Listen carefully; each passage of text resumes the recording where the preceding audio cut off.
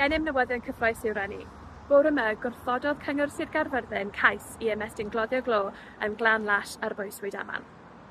Mae hwn yn ddod â stop i'r pwll glo brig olaf yng Nghymru.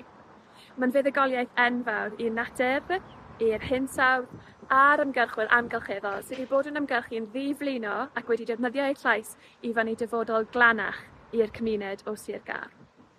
Mae'r safle yn adre i priority habitats fel coetir wlyb ac hefyd priority species fel gloyw byw brith y gors, the marsh fritillary butterfly. A reina yw'r resymau mae'r Cyngor Sir Gâr wedi gwrthod y cais yma.